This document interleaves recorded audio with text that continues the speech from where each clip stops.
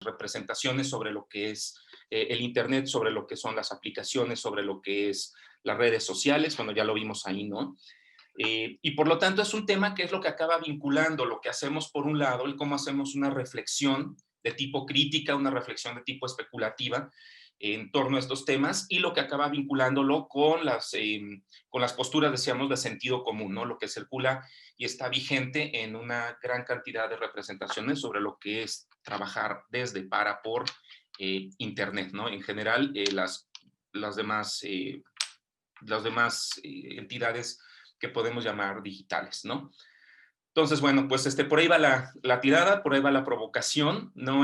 Cada quien estamos trabajando elementos distintos, estamos viendo las cosas desde nuestras perspectivas muy particulares, y pues la cuestión es eso, ¿no? Que no quiero yo poner una postura, ¿no? Decir que estos negativos, estos apocalípticos, ¿no? Pero bueno, sí que hay una tendencia, y sí que hay, que en este caso no es de Nelly Bowles, ¿no? Aquí la cuestión es, por ejemplo, quiénes son los actores detrás, ¿no? En este caso, o del documental, que son los que están hablando. ¿Quiénes tienen la postura en esto? No son sujetos cualquiera, ¿no? Ni actores ni agentes cualquiera, son personajes que tienen un papel particular. Por ejemplo, en este caso, toda la gente que está que interviene en el documental ¿cómo se llama? ¿Qué es de las redes sociales? El riesgo, el peligro, no me acuerdo cómo. En español lo tradujeron como el dilema de las El redes dilema, sociales. el dilema de las redes sociales, ¿no? Que no son cualquier persona. Obviamente no estamos teniendo ahí la postura de un Bill Gates, no estamos teniendo la postura de un personaje, de un CEO de Uber, ¿no? Tenemos a los renegados de Silicon Valley, los renegados que estuvieron dentro, ¿no? No son los renegados que siempre han estado en la periferia, son los renegados que estuvieron dentro y que salieron, ¿no? Y que también están buscando tener una postura, no sabemos por qué, pero que es una postura política, que se ponen estos tintes, ¿no? Y bueno, pues esa era la idea que estaba detrás. Pues no sé, adelante si alguien quiere iniciar con algún sentir, alguna reflexión que haya tenido a lo largo pues, de estas lecturas. Adelante, Valeria. Saludos de nuevo. Gracias, buenos días de nuevo a todas y todos. Yo quiero quejarme un poco a modo de catarsis. Creo que tanto el documental como los textos están situados en una perspectiva, pues, no popular, digamos, ¿no? Están escritos y está desarrollado desde, pues, una élite, un estatus y un cierto conocimiento. Y más que llamarlos apocalípticos, yo los llamaría radicales, porque me recordaba mucho, esta discusión que hubo hace muchos años, como de que el radio nos iba a volver estúpidos, o que la televisión iba a acabar con la interacción, ¿no? Entonces, más bien pareciera que estamos teniendo de vuelta estos problemas sociales, ¿no? De que nos va a llevar a la ruina las pantallas. Y sobre todo, pensaba en esta parte donde comentan que ahora es como un privilegio la interacción, que solamente aquellos o que los de clase alta son los que están buscando que no estemos tan vinculados a las pantallas, o que sus hijos o sus familiares no estén tan vinculados a las pantallas. Y yo me lo cuestionaba mucho. No sé si para bien o para mal he podido en relacionarme en ciertos círculos, digamos, de clase alta, ¿no? O de diferente clase a la mía. Y pues no creo que sea así aquí en México. Por eso hablaba como de esta parte de situar, porque tenemos también un rollo que atraviesa los afectos y las interacciones y las aspiraciones. Es decir, más bien pareciera en México al menos, que los de clase alta tienen más poder y más acceso a todas las tecnologías o a más tecnologías que el resto de los mexicanos, digamos, y ellos pueden, más bien, los que son de clases diferentes aspiran a ser como ellos o aspiran a tener lo que ellos. Además, está también esta parte de lo que mostramos, ¿no? Lo que hablábamos la sesión pasada, de cómo mostramos nuestra intimidad, y entonces eso también nos vincula con esta parte aspiracional, ¿no? Hay ellos, los de clase alta o los de pues sí, están tratando de mantener ciertos estatus y ciertas muestras de lo que tengo y lo que poseo que me hace ser, digamos, entre comillas. Entonces, eso, pues es a lo que los demás aspiran. Entonces, creo que en México no sucede esto que nos están diciendo los textos. No dudo, por supuesto, de lo que plantea el documental, de la minería de datos, de los algoritmos, de cómo nos controlan. De hecho, pues es muy cierto. Ayer platicaba, por ejemplo, con un colega y me decía, como ya me iba a dormir, estaba viendo redes sociales para que me diera sueño y entonces de repente me aparece un video que me enganchó, ¿no? Y entonces ya no pude dormir y ya pasé otros 30 minutos aquí viendo TikToks, ¿no? Entonces, pues sí, da total sentido con lo que esté en el documental o con lo que vemos en el documental, pero pienso que es diferente, es algo muy situado. Entonces, tal vez habría que hacer, bueno, me queda a mí como esta idea de que necesitamos hacer o investigar o proponer desde nuestras latitudes, que es como la gran crítica que tenemos en las redes, en las ciencias sociales, ¿no? Fortalecer lo que podemos proponer desde nuestra coordenada geográfica y desde nuestras clases sociales, atravesar nuestros afectos y nuestras posturas políticas. Ese es como parte de mis comentarios principales. Gracias.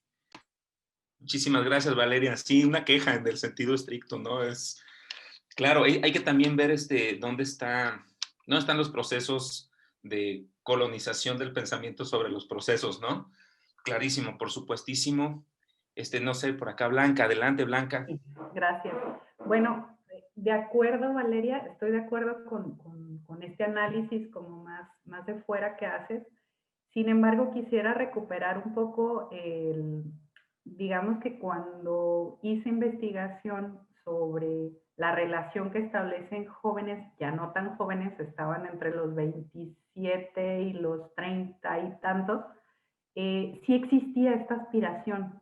O sea, sí existe este imaginario, y estoy hablando de contexto mexicano, clase baja media, existe como aspiración, como una necesidad de criticar su permanencia, su enganche, porque incluso lo representaban como droga, así como lo plantean en el reporte, en el articulito, lo manifestaban como droga, el hecho de mantenerse en redes o de no poderse alejar o de quedarse ahí enganchados, y había esta pretensión de, es que si podemos, estoy hablando prepandemia, si puedo ver a mi compañero y establecer un proyecto de gestión cultural con él en vivo, es que yo lo prefiero que nos vayamos a tomar un café que hacerlo en videoconferencia, como pretensión, digamos. Entonces, en ese sentido, aunque estoy de acuerdo que tendríamos que hacerlo desde nuestras latitudes, me parece que sí existe esta como propensión a alejarse, a distanciarse de todo lo que tiene que ver con pantallas. Pero por otro lado, y es otra de las críticas que encuentro, es que aparece como un gran supuesto es que lo que provoca en la mente y en las investigaciones dicen, ¿qué investigaciones? O sea, ¿qué dicen? ¿Cuáles son las transformaciones? Existe un vacío ahí, pero tremendo respecto a científicamente, racionalmente, qué es lo que ocurre con las mentes de los niños concretamente, ¿no? Entonces, me parece que está bien entenderlo como una de las tendencias, digamos, que no sé ustedes, pero yo comparto incluso, ¿no? En la formación con mi hijo, en mi propia vida, pero porque necesito un espacio de reflexión, necesito un espacio de distancia, y aunque no me mantengo enganchada, es decir, no siento que soy más moderna de lo que creo, no me mantengo enganchada a las redes, pero sí necesito esta distancia, o sea, sí me interpela el hecho de cuando estoy conectada en redes sociales, no me permite distanciarme y analizar lo que quiero decir o cómo lo quiero decir. O sea, me invade, me trastorna un poco, pues, ¿no? Entonces, esas son las dos cosas que quería decir. Muchísimas gracias, Blanca. No sé si alguien más por acá con algo en particular. Rosmi, Perdón, adelante. Yo tenía una pregunta. Dijo José que los posmodernos de Silicon Valley, ¿por qué posmodernos? A ver, bueno, de una vez. ¿Contaste, José? ¿De una vez? ¿De una vez? Bueno, yo decía, fue una pequeña conclusión que saqué después de escuchar a los testimonios que recuperaron en los artículos y en el documental sobre estas personas que estuvieron dentro de la gran como estructura que generaba todos esos algoritmos, diseñaron estas páginas, estas grandes empresas, que después salieron de ellas, tomaron una postura distinta a las de ellas y después generaron las propias. Más que nada desencantados o desilusionados, o más bien de una postura crítica o preguntándose mucho sobre lo que aprendieron o vivieron allá adentro. Me recuerda mucho un texto de de Kalínicos, ¿no? En el cual reflexiona sobre el origen epistemológico de los posmodernos. Muchos de ellos, no ahora, no estoy hablando del pensamiento ahora, sino como del origen nociológico de que muchos de estos pensadores posmodernos que como que dieron el origen a esto, fue a partir de cierto desencanto de su marxismo, del propio marxismo, ¿no? Entonces, él como crítica a estos, reflexiona que son los posmodernos de este origen nociológico primigenio, pues son marxistas encantados con el gran proyecto epistemológico o el proyecto social que planteaba, ¿no? Entonces, yo pensé, mira, son los posmodernos de Silicon Valley, o sea, estas personas que estaban dentro de esta forma, pero lo hice nada más como la forma en cómo situarlo para reflexionar y tratar de ubicarlos desde una postura, ¿no? No necesariamente así, no estoy diciendo que es actual, ¿no? Simplemente me recordó ese texto y ya nada más, ¿no? Pero me gustaría después abordar esto porque Blanca me habló sobre los problemas metodológicos o epistemológicos de las fuentes de investigación que sustentan mucho de estas tesis, ¿no? Muchas tesis para hablar de, ya sea de una postura apologética o una postura pesimista de estos grandes procesos sociales que están vinculados con la tecnología, ¿no? Por ejemplo, dentro del documental, habla de estos estudios, ¿no? Que mientras aumenta el consumo de redes sociales, aumenta la depresión y suicidios, ¿no? Esto podría ser hasta una comparación espuria. En estadística, si tú pones dos variables y te sale una relevancia de significación de 0.05, pues ya, es válido, ¿no? Científicamente válido. Es como decir, la producción de hamburguesas ha crecido y la población de ratas ha decrecido, ¿no? Y por tanto ya tiene un sentido, ¿no? Y por tanto estoy haciendo ciencia.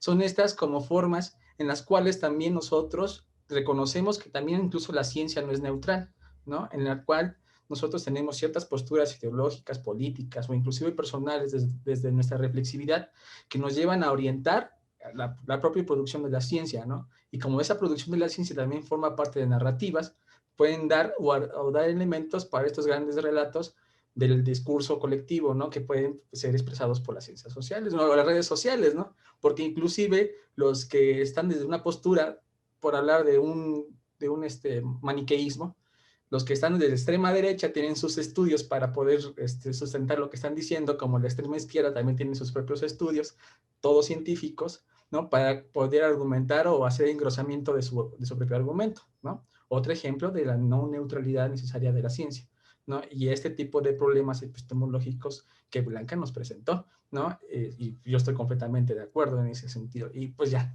pues nomás me acerco para continuar el comentario.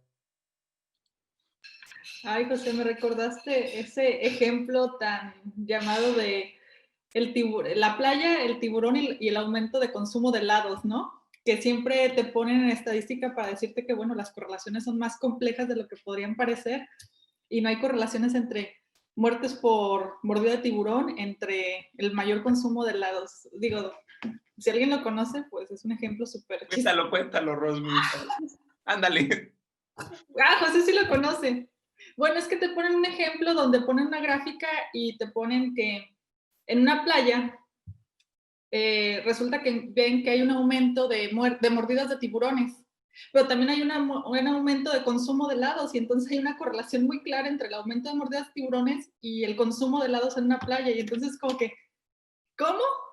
Ya después te empiezan a explicar que ese tipo de correlaciones pues resultan totalmente dispares y no tienen tiene una correlación, pero es más compleja. Hay más calor, la gente se permanece más en el agua, corre el riesgo más de ser mordida por un tiburón porque tratan de no moverse para no generar como ese calor humano, sino que te refresque el agua y entonces se generan. Y al mismo tiempo, separado paralelamente, pues hay más calor y los niños quieren consumir más helado, la gente quiere consumir más helado. Entonces, es una cuestión de que permaneces más en el agua y también consumes más helado. Y aunque parezca correlacionadas, no tienen correlación, sino simplemente son eventos paralelos que se producen por una cuestión de calor, ¿no?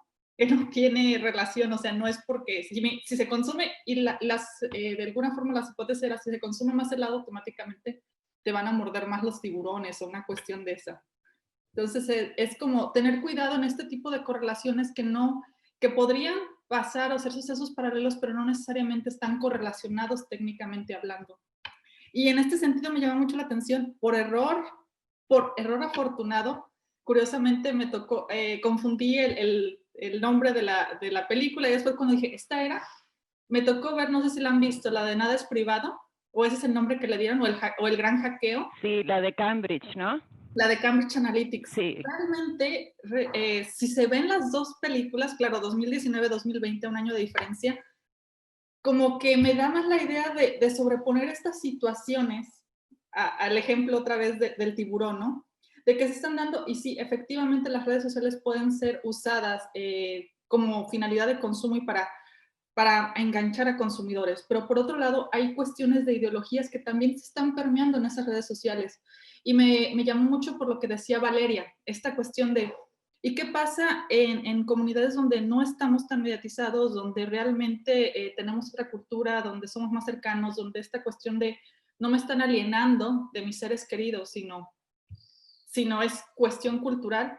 Me preguntaba qué pasaba porque ahí estaban pasando cuestiones de Zimbabue o cuestiones de elecciones en comunidades donde tú dices, no hay tanta tecnología, donde Cambridge Analytica entró a posicionar de alguna forma, no vendiendo nada, pero sí cambiando la forma de pensar de las personas. Y entonces, ¿cómo generaba a partir de eso movimientos de alguna forma sociales fuera de las redes para privilegiar un candidato o para privilegiar las elecciones? Todo va tendiente a las elecciones, ¿no? Y en este sentido, cuando sobreponemos estos dos aspectos, pues no me quedo en la idea de posapocalípticos o apocalípticos integrados y esta cuestión dispar, sino son como mapas sobre mapas que nos van dando, ahora sí lo que diríamos la cultura digital, ¿no? No podemos ver la cultura digital como si esta es la cultura digital, sino hay diferentes esferas, hay diferentes mapas y hay un contexto social, pero dentro de este contexto social no podemos olvidar que estas redes, estas tecnologías se han infiltrado para ser parte cotidiana de la vida. O sea, ya no es como que estemos o no estemos, ya pensando un poco en Castells, estemos o no estemos, la tecnología media muchas de las cuestiones cotidianas. Aunque no estemos en la tecnología, quienes sí están nos dejan ver lo que se está moviendo. Simplemente, no sé si ustedes han visto que a veces no están en la onda o no han entrado a redes sociales, pero resulta que, ay, ¿saben tal meme sobre la política? No, ¿de qué se trata? Y entonces te empiezan a contar todo lo que sucedió. Probablemente te lo reducen y tú ni siquiera viste el meme o lo empezaste a ver y no entiendes y ya te explican todo. O sea, ese contexto, esa masa de conocimiento que se está moviendo por redes sociales es un conocimiento o una percepción que se está moviendo y que no necesariamente necesita estar 100% en las redes para entenderla. Si otra persona que está fuera de esa esfera, sí está en ella y te la platica, tú la empiezas a seguir. Entonces, estés o no estés, empiezas a tener contacto con ese tipo de conexiones. De hecho, había un proyecto, ahorita lo estaba buscando, se lo encuentro, se los paso.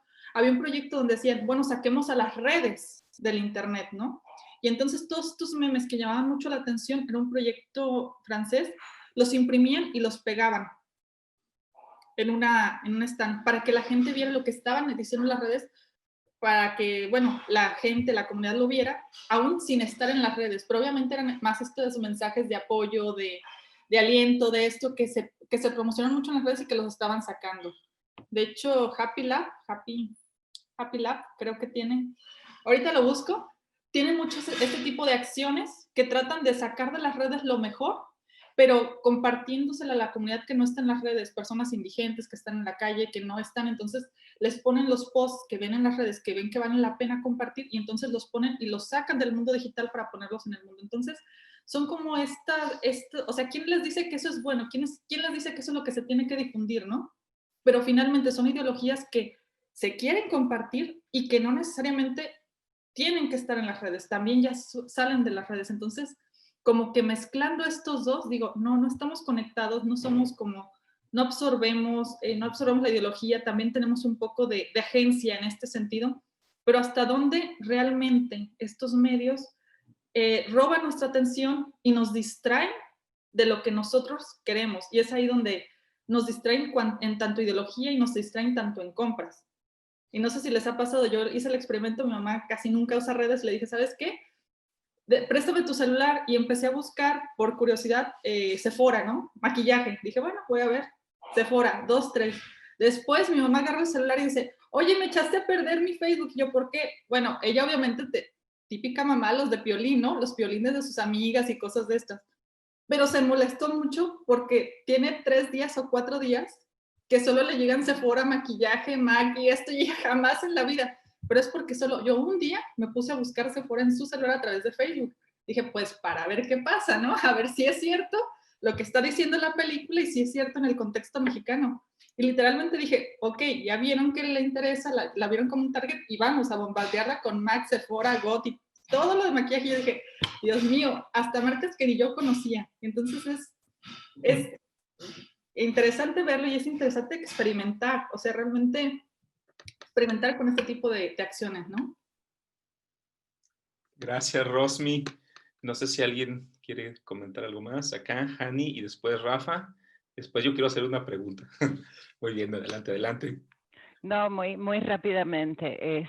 Como les comentaba en el chat, a mí lo que me parece más interesante de este tipo de artículos y del documental, incluso el de Cambridge Analytica, y de seguir un poco el termómetro, digamos, en la medida de lo posible y en la medida en que la vida nos deja hacerlo, de cómo se va construyendo el discurso periodístico y el discurso público en torno a las tecnologías y en torno a todas estas cuestiones.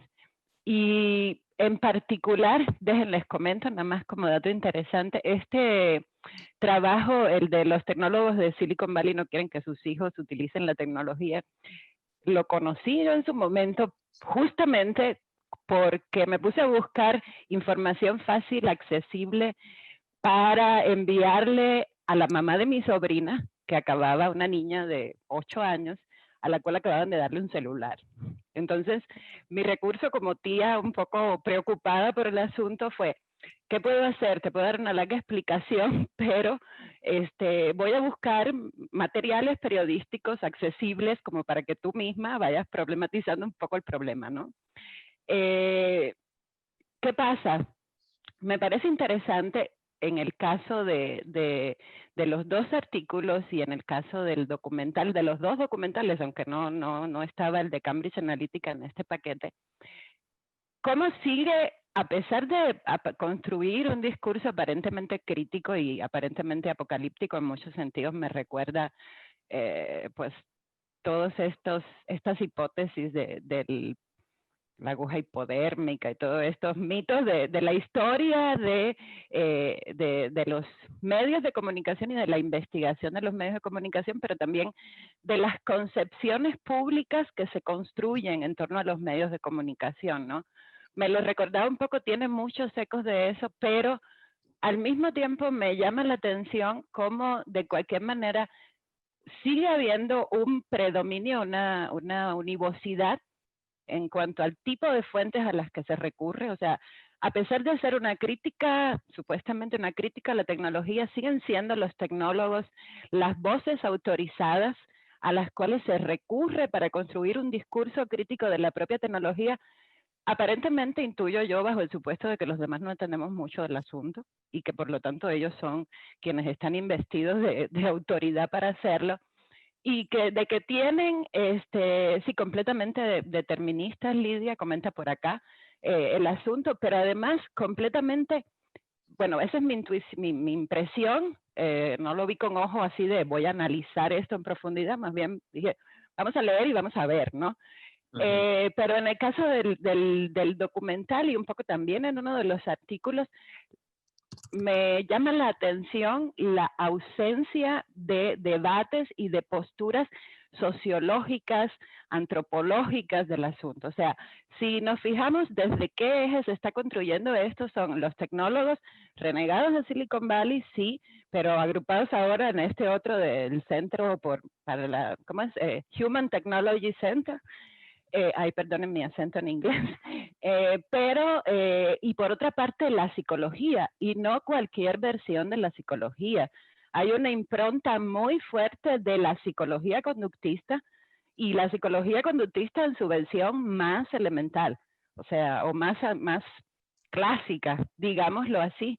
Entonces, me llama mucho la atención porque creo, lo comentaba un poquito en el chat, puede ser en alguna medida, para mí, por una parte explica ciertas lógicas que son sociales, que escapan o que trascienden al discurso periodístico, ciertas lógicas de construcción del discurso, y creo que tiene que ver también con esta idea de qué tipo de mensajes y con qué recursos se hace más comprensible, se encapsula más fácilmente esto que yo quiero argumentar y que quiero decir, ¿no? Un poco la cuestión aerodinámica de la que hablaba Barico, ¿no?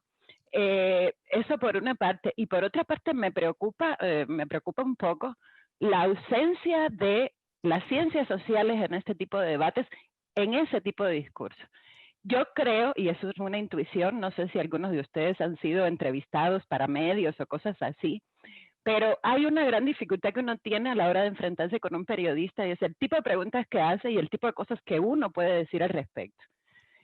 Porque están buscando muchas veces, y ahí sí tiene que ver con ciertos gajes o lógicas del oficio, están buscando respuestas rápidas, contundentes, no problematizadoras, no que amplifiquen o que abran el espectro del asunto, no que muestren tensiones, están buscando un bullet. Y justamente un bullet es lo que desde las ciencias sociales no se les puede dar si uno es responsable, ¿no? Entonces creo que ahí también es donde uno puede ubicar un poco este tipo de correlaciones espurias, el recurso a ciertas verdades que aparentemente son muy fáciles de comunicar, muy obvias, y eso es altamente problemático porque por una parte no tenemos que culpar a los periodistas, sino más bien cuestionarnos, la contraparte es cuestionarnos en qué medida somos capaces nosotros también de comunicarnos y de incidir en este debate y en este discurso público, que también es un asunto interesante, ¿no? En fin, por ahí van mis preocupaciones. Tendría otras cosas que decir, sobre todo de documentar, pues, pero pues ahí para después. Bueno, pero ahorita no las compartes, Hani. Rafa, por acá, ¿querías decir algo? Adelante. Yo quería comentar nada más sobre en el caso del primer artículo, viniendo del área tecnológica, yo diría que la visión de la tecnología desde la perspectiva de la gente que se forma en el área tecnológica es como muy idealista. O sea, o sea, no hay una discusión como la que se está dando aquí, por ejemplo, en contextos puramente tecnológicos. Entonces, y si además te formas un poco en la línea del software libre y todo este tipo de movimientos, traes una forma de pensar que choca pues con el uso económico fuerte de la tecnología, porque digo, es algo que no se puede negar, la tecnología y la información es una fuente de riqueza increíble actualmente, y entonces pues hay negocio, necesariamente tiene que haber negocio, igual que pasó con la electricidad y con el petróleo y con todas las tecnologías. Entonces yo creo que hay un cierto desencanto ahí con esa raíz, ¿no? Con esa raíz de un mundo ideal tecnológico abierto, donde todo el mundo se beneficia, y chocas con la cultura business, y entonces pues yo creo que en parte podría explicar al menos el desencanto con la tecnología, y no tanto con la tecnología, sino con la manera en que se está manejando la tecnología en lugares como Silicon Valley.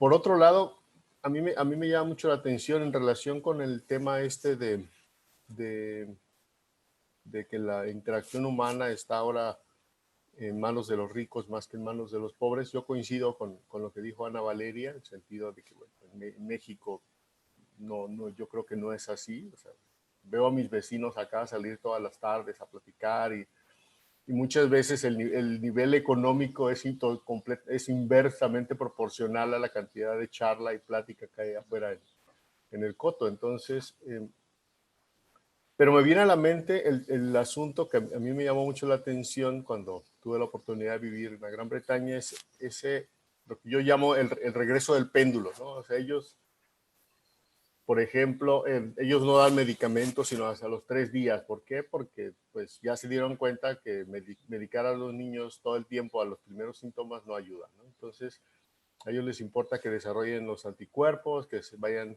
adaptándose al clima. Y nosotros no, nosotros el niño tiene calentura y lo llevamos al doctor y enseguida le dan un antibiótico y lo compone según esto, pero a largo plazo pues tiene otros efectos, ¿no?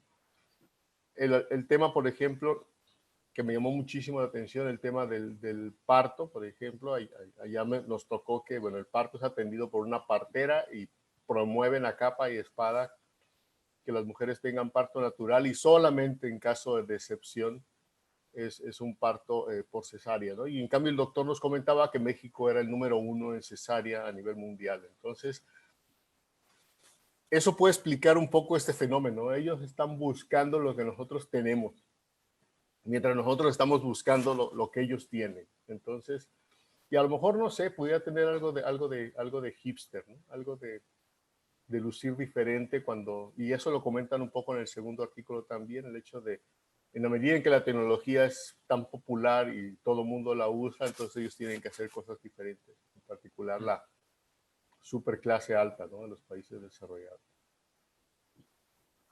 Gracias, Rafa. No sé si alguien más por acá mientras. Si no, yo tengo una pregunta aquí para Valer. Adelante, adelante. No, te iba a preguntar, lo del efecto Huntington no lo conozco, no sé si nos lo compartes, sería fabuloso. Claro. Bueno, respondiendo primero a lo del efecto Huntington, hay un texto de Rosana Reguillo en el cual ella marca esto del efecto Huntington. Es muy sencillo, entre comillas. Ella dice que cuando se trata de un especialista de Harvard, blanco, con pensamientos occidentales, entonces todo lo que diga es cierto. Ese es el efecto Huntington, súper resumido, ¿no? En el texto, bueno, ella hace una crítica a las pues posturas de producción de conocimiento, por decirlo de alguna manera, en donde de pronto se hizo como más digerible y popular las como la idea de la autoayuda o del conocimiento sintetizado para las personas, que tiene como relación con todo esto que estamos platicando, ¿no? O sea, respuestas claras y concisas, ¿no? Decía Hani, si no me equivoco, para el periodismo, ¿no? Y bueno, lo que yo quería comentar iba más o menos en ese sentido, de que a pesar de que haya disciplinas que estén haciendo los estudios, que acerquen a otras formas de mirar las tecnologías o no sé, los elementos de ocio, una de las, digamos, una de los discursos que tengo muy cercano es el caso de los videojuegos. Siempre que uno va a hablar de videojuegos, le dicen, no, es que los videojuegos son malos, es que los videojuegos crean adicción, es que los videojuegos provocan matanzas, ¿no? Que es mucho el discurso de Estados Unidos. Entonces yo siento que tanto todos los productos tecnológicos están como dentro de ese imaginario hegemónico de que son negativos, pero yo cuando expongo sobre videojuegos, qué es lo que explico, qué es lo que estudio, yo les comento, yo no demerito eso, puede que haya estudios que lo comprueben, puede que tengan razón en ciertas medidas, pero también hay una cara B de cualquier cosa, ¿no?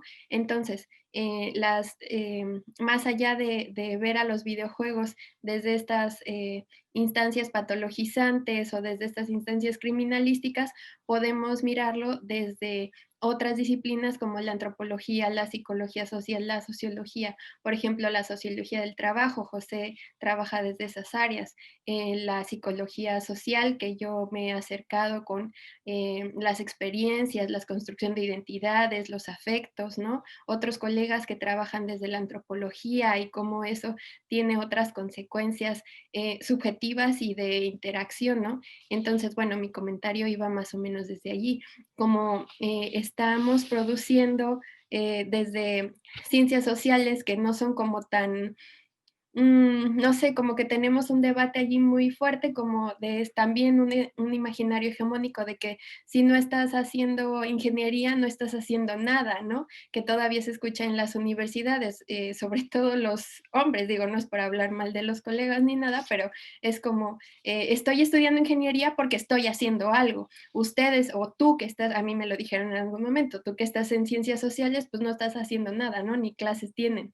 Entonces, este imaginario hegemónico en el que estamos pues envueltos, que no le prestamos suficiente relevancia como en otras latitudes geográficas. Por ejemplo, yo alego mucho, en Inglaterra o en Estados Unidos hay laboratorios de estudios sociales de las tecnologías. Entonces, aquí en México y en otros espacios de América Latina, pues ni siquiera nos interesamos por este tipo de cosas, ¿no? Pensamos que las ciencias sociales no son, no sé, no son suficientes, no son formales. Es como un debate que tenemos ya de larga trayectoria. Ahora también pensaba, hay ciertas ciencias sociales que están como marcando también una línea. Lo pongo entrecomillado porque, por ejemplo, la psicología ha comenzado a estudiarse más desde el área social, pero sigue habiendo una psicología hegemónica, que es esta psicología conductista que también mencionaba Yanis, ¿no? Entonces, en espacios, por ejemplo, ahora que yo estoy en UABC, he escuchado fortísimas críticas a los colegas y las colegas de psicología porque trabajan únicamente desde el conductismo. Y si uno les presenta otras líneas de investigación, otras áreas, otras teorías, otras epistemologías, se vuelve un caos. Entonces, creo que es como parte de todo esto, es parte de que las tecnologías no sean vistas con la seriedad, o más bien, que las ciencias sociales no tienen como esa seriedad que necesitaría tener o que no alcanzamos a dar cuenta de ello. Por eso yo comentaba al principio o apuesto a que si comenzamos o seguimos produciendo desde nuestras latitudes y le damos fortaleza y lo promovemos y hacemos sobre todo este tipo de redes, ¿no? Entre colegas que estudiamos, que nos interesa y nos vinculamos con otras redes que también se están haciendo en otros espacios, creo que podríamos tener una, pues no sé, una semilla para sembrar en el imaginario o en el cambio que podamos hacer desde las ciencias, no sé.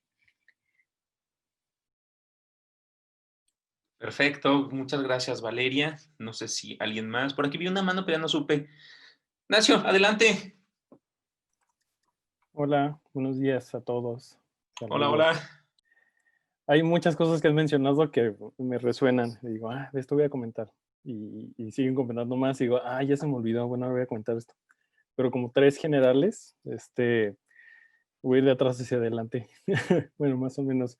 Justo ahorita, pues, que Ana Valeria menciona de Rosana Reguillo, en cuanto esté el link en Facebook, ahorita se los pego pues, de su conferencia, que es lo que mencionaban de que ahorita, pues, está lo de AMIC y hay muchas conferencias y ponencias, e incluso en las discusiones en los grupos de investigación muy relevantes para lo que queremos abordar. O sea, entonces, sí, les pego el link y para que igual revisen las otras, porque pienso que si hay algo que puedan recuperar de ahí, ya sea para nombrar procesos que estén investigando o para criticarlos o simplemente para pasar el rato, porque sí son charlas muy amenas, a mi parecer. Pero bueno,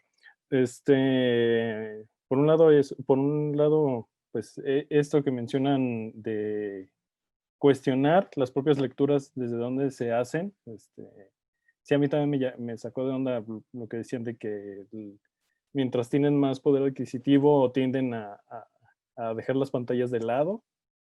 Bueno, pues quizá las pantallas, pero ¿qué otras tecnologías no? ¿Qué tecnologías sí están incorporando, por ejemplo, en los coches? O sea, que tu coche tenga una pantalla y qué clase de pantalla y todo eso. Bueno, sí es criticable. Creo que también ahí cae en este sesgo o en esta mirada como esto que se critica mucho ahora en fechas de Buen Fin o Black Friday, que se le cuestiona a personas con limitación de ingresos que quieran comprar una pantalla. ¿Sí? Y entonces esta idea de que, lo voy a poner de manera muy simple, que los pobres no pueden comprar este tipo de pues, dispositivos de entretenimiento. Pues, esta lógica de, por eso no tienen dinero, deberían de comprar algo que en realidad necesiten. Entonces, como que el entretenimiento, la distracción se les limita, o sea, como que no deberían de tener acceso a ello. Entonces, creo que también el texto cae un poco en eso, o hay una ausencia en esta separación como de clases que hace. Pero sí bueno, yo creo que sí me adscribo un poco a esta posición, a estas posturas de los dos textos y del documental. En específico, por el documental creo que también se vuelve sumamente poderoso para identificar otras epistemologías. Claro, con sus limitaciones de que a quienes les está dando espacio para hablar sobre las redes, que son personas que estuvieron ahí. Claro, no vamos a tener a un Bill Gates ahí hablando sobre lo malo que puede llegar a ser la incorporación de la tecnología, porque pues también tiene implicaciones económicas para pues, su marca como tal, del sujeto, o para la empresa o quienes están asociados. Pero creo que es interesante y es relevante conocer esta postura como un poco apocalíptica, no para describirse quizá, sino para ver las concepciones que uno mismo tiene sobre Internet. Oye, lo que mencionaban de las correlaciones tiburón-helado, es una anécdota, bueno, son chistes muy, que uno pensaría que son como ridículos, y que es obvio que no tienen, pero ya cuando lo pones como una parte o un componente en este proceso, por ejemplo, de cómo funcionan las teorías de conspiración, que pues en esta nueva normalidad se vuelven muy peligrosas. Esta integración sobre los motivos epistémicos, existenciales y sociales, que permiten que ciertas teorías de conspiración se mantengan y que tienen implicaciones, por ejemplo, en la salud pública. Y pues ahorita todos tenemos el ejemplo súper claro de las medidas sanitarias en donde estemos, y en la medida en que los gobiernos quieran obligar a utilizarlas, pues no falta, yo creo que todos tenemos contactos que afirman que el cobicho no existe y tienen su listado de correlaciones o de pseudoestudios, o estos estudios que han pasado por revistas predadoras, que comprueban o justifican o refuerzan esta postura que tienen, y creo que es sumamente peligroso.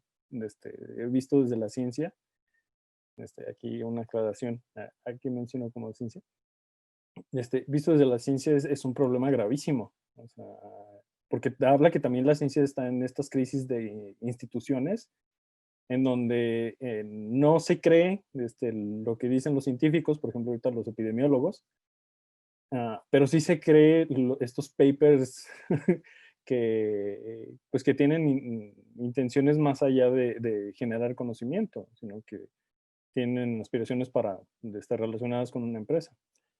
Creo que aquí yo estoy un poco en desacuerdo con lo que menciona Ana Valeria de esta separación entre la ciencia y las ciencias sociales. Sí, claro, o sea, Por ejemplo, ahorita con lo de AMIC puedes ver los grupos y cómo hay como, no son modas, pero sí hay grupos que tienen mucha participación. Por ejemplo, en comparación de esta AMIC, la del año pasado, el grupo de investigación de nuevas tecnologías no es el único que está con una gran participación, también el de periodismo y también el grupo de trabajo de comunicación y salud. Y no es moda, pero es el contexto en el que estamos. Entonces se vuelve como estas líneas o estas áreas de investigación se vuelven relevantes. Y eso creo que lo vamos a encontrar en todas las instituciones. Era lo que mencionaba Blanca sobre qué le decían a ella que estudió filosofía. Pues, claro, en todas las instituciones esos chistes aplican. Exacto, eso y los suétercitos. Entonces, eso es real, sí, es cierto, pero no es como, vamos, o sea, como no es desesperanzador, porque sí hay posturas que están integrando las ciencias sociales y son posturas que no dialogamos, que cuesta mucho trabajo leer, pero que cuando entras a ello, se vuelve sumamente interesante. Pues creo que todos conocemos aquí a Vidales. Y cuando todos nos hemos acercado a los textos de cibersemiótica, la primera, la segunda, la tercera y la cuarta vez no entiendes. A partir de la quinta y un seminario de 20 y tantas sesiones, dices, ok, ya veo a qué se refiere con integrar estos niveles de la biología, estos niveles de lo social, estos niveles cibernéticos, estos niveles de sistemas sociales. Y es cuando dices, ok, bueno, las ciencias sociales sí tienen un problema, pero las ciencias sociales nos sirven como punto de partida para ir a estos espacios de diálogo o estas propuestas transdisciplinares, estos marcos epistémicos pues, más recientes que bueno, te hacen quitarte este pequeño estigma de, ay, es que pues yo no hago quanti, entonces pues no me van a creer. Y dices, pues depende a quién, o sea, si alguien te dice que al no hacer ciencia quanti no estás haciendo ciencia, pues en realidad lo vas a tomar en cuenta, vas a tomar en cuenta su opinión. Eso ya es como personal. Pero entonces, sí, es cierto, estas como formas de marginalidad que hay desde las ciencias sociales, pero creo que si te giras a estos marcos más complejos o estos marcos transdisciplinares o estas propuestas integrativas que también se están haciendo en México, pero hay que encontrar quién y en dónde, pues se vuelve irrelevante el que te digan de que las ciencias sociales no están aportando nada o no son ciencia o no usamos batitas, no sé.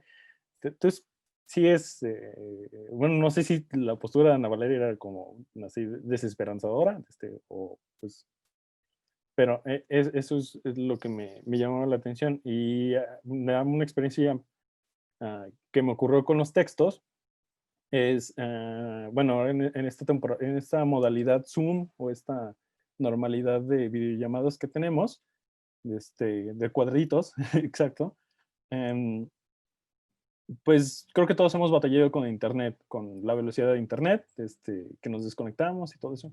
Y pues ya para mí era normal, pero ahora que voy a tener un examen, pues dije, no me voy a arriesgar a que se me pierda la conexión de Internet o estar escuchando los comentarios de los lectores entrecortados.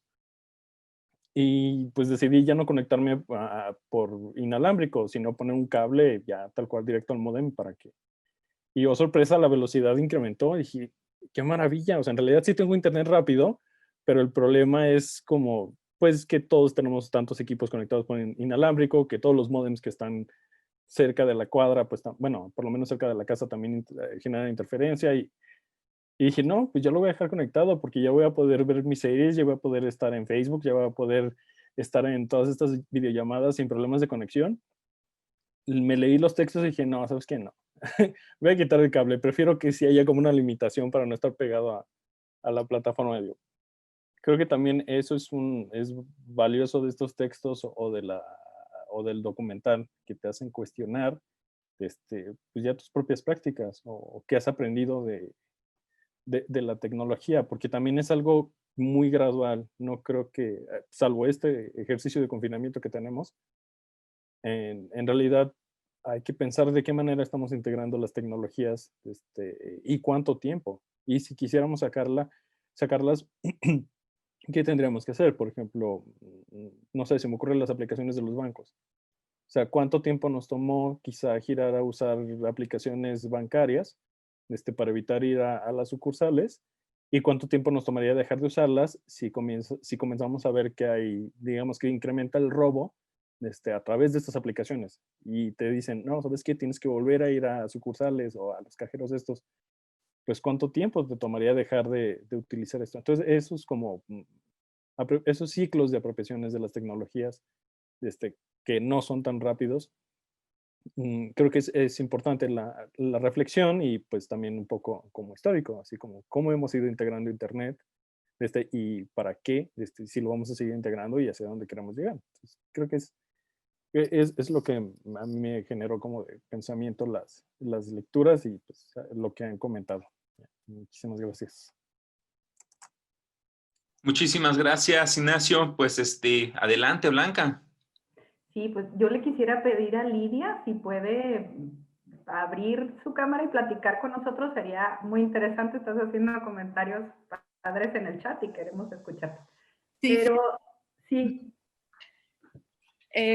Pues se me hace muy interesante todo lo que están platicando.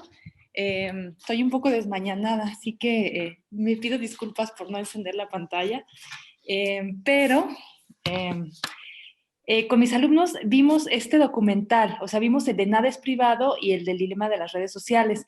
Entonces, una de las observaciones que ellos hicieron, que me llamó la atención, es que decía un chico que pues él no veía esta cultura, o sea, de los algoritmos, de cómo se puede controlar, pues, digamos, el timeline el muro de Facebook, ¿no?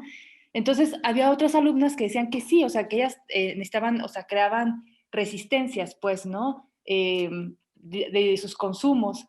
Pero aquí lo que se me hace muy interesante compartir es, bueno, esta experiencia que les decía por el chat, dejé de usar celular 4 años. Fue a propósito. Fue un experimento que hice pues, para ver si realmente se podía vivir sin celular.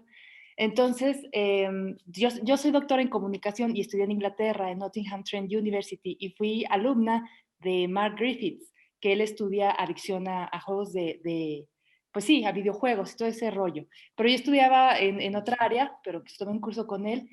Y bueno, una de las cosas interesantes que él menciona es que una de las formas que hacen investigación en este centro de estudios de Internet o videojuegos es que creaban una necesidad. Decía, si ustedes no lo ponen en los medios, o sea, no sé, el Facebook está matando a la gente o el WhatsApp genera linchamientos. Decía, si no ponen eso en los medios, entonces no pueden generar un debate público. Si no generan un debate público, entonces ¿cómo van a obtener fondos, no? Entonces, según él, yo todavía tengo mis dudas. Entonces, lo que él hacía es que generaba ese debate, se generaba en los medios, o sea, los titulares escandalosos, ¿no? De, no sé, el jugar cartas genera adicción, ¿no? Entonces, así se fue durante todos los años y decía que pues había que producir ese conocimiento y ver si realmente creaban o no adicción, ¿no? Y bueno, esa es una idea. Y en lo personal, pues yo pienso que todo es un equilibrio, porque coincido con Blanca, ¿no? O sea, creo que sí hay un aturdimiento, pues ¿cómo se dice? Pues una exposición, no sé, infoxicación, pues un malestar de estar, pues, consumiendo determinadas horas las redes sociales para poder pensarlas, ¿no? Entonces, y que sí hay que poner distancia, definitivamente, y que pues es complicado. Yo actualmente trabajo con colectivas, activistas sobre los movimientos, o sea, de lo que está pasando, de por qué están saliendo a las calles, por qué están incendiando. Y lo que ellas dicen es, tenemos problemáticas locales, no sabemos si estamos conectadas a un nivel global, no sabemos si esto va a cambiar, si es el hashtag. O sea, en realidad no nos interesa el hashtag. Lo que nos interesa es poner en la calle un debate para una problemática que es común a todas y hay gente que se suma.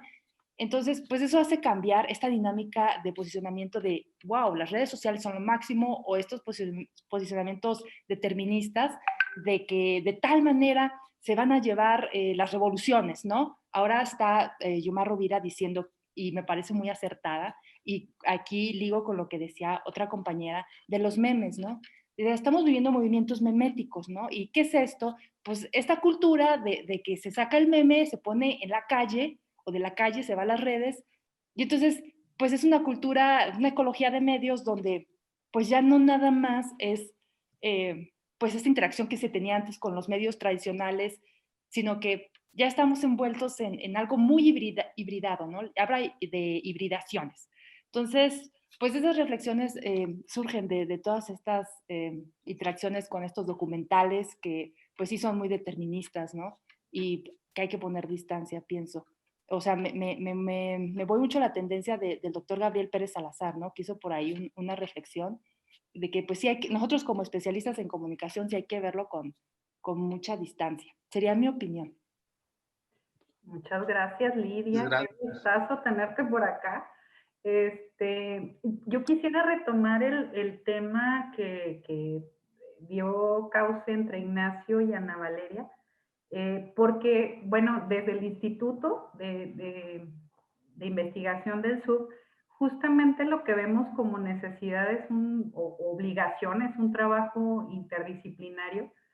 Pero lamentablemente lo que encontramos, más allá de los supuestos, que yo estaría de acuerdo en que hay esta necesidad de inmediatez, de respuestas concretas, claras, controladas, que nos enjuician a las ciencias sociales como si pudiéramos darlo así de comprimido, así de concreto. Entonces, bueno, por un lado. Pero también encuentro que a la hora de discutir, y yo creo que Rafael Morales es un buen ejemplo de, a la hora que queremos discutir desde el plano epistemológico, las distancias son abismales realmente. O sea, a la hora de que nos ponemos en plano de decir, bueno, estamos desde diferentes disciplinas y cómo le entramos al objeto, cómo nos ponemos de acuerdo, cómo planteamos los fundamentos de esto, ahí es donde encuentras las disparidades muy, muy grandes que luego no permite conducir pues al trabajo real interdisciplinario. Pues nada más quería anotar ese punto. Muchísimas gracias. Adelante, Rafa.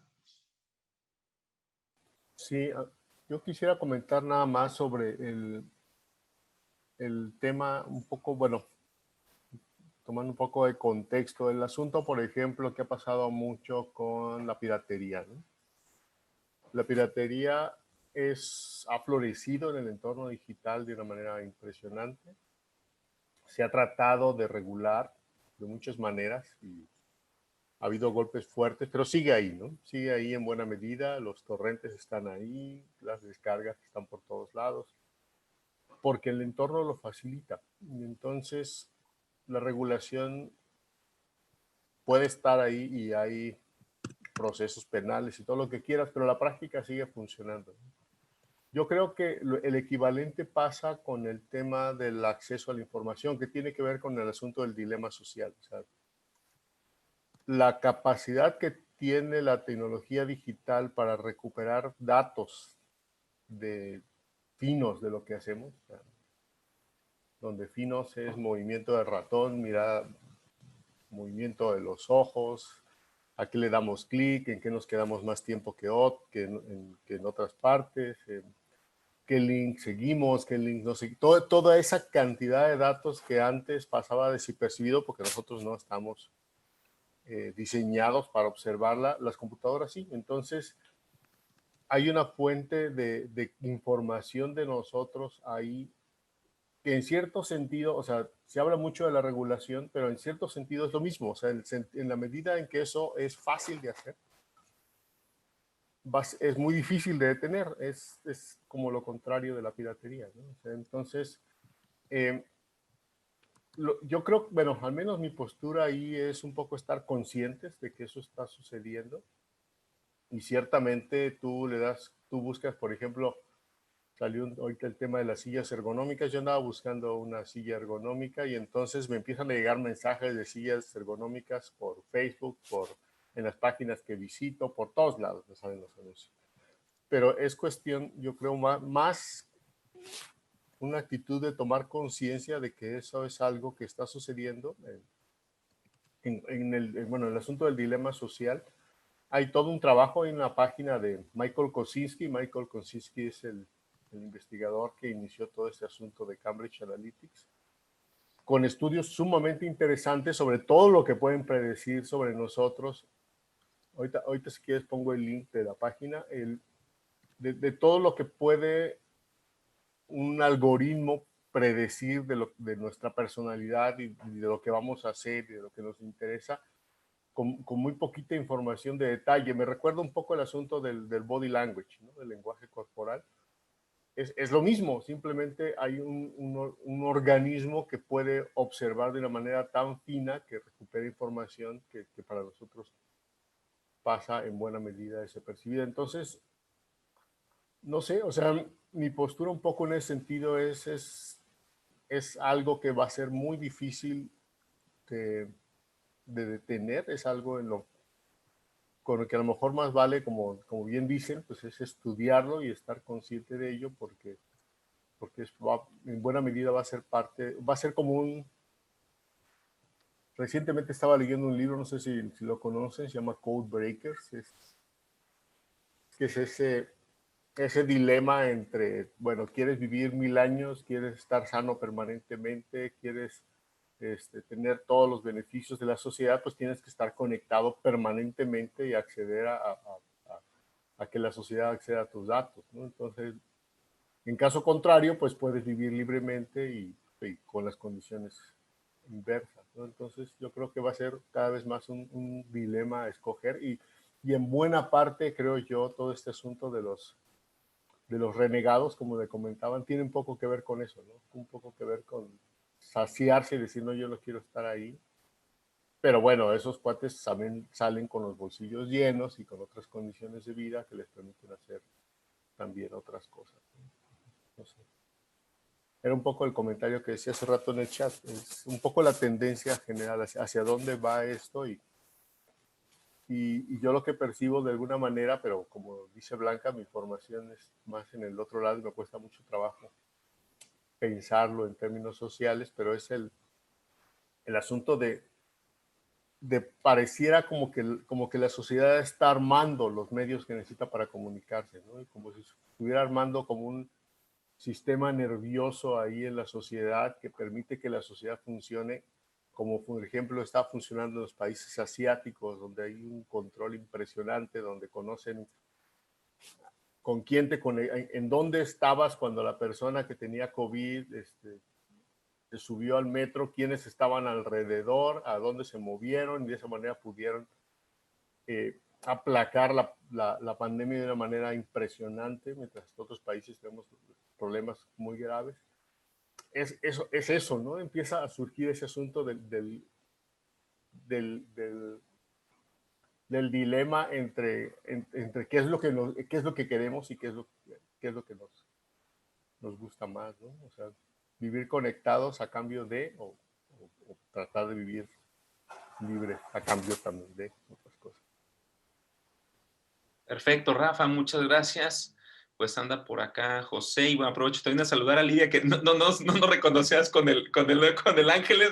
Ahorita estabas viendo, no, pues bueno, Lidia, pues qué bueno verte por acá, pues bienvenidísima de nuevo. Pues ya sé que siempre estás por acá, pero con el nombre cambiado en el Zoom, ¿no? Y es que ya no sé de qué cuenta me conecto, yo nomás me meto y digo, a ver, ¿qué pasa? Eso me suena a la vida de Lidia. Estudió acá, estuvo así, pues Lidia, pues cómo no.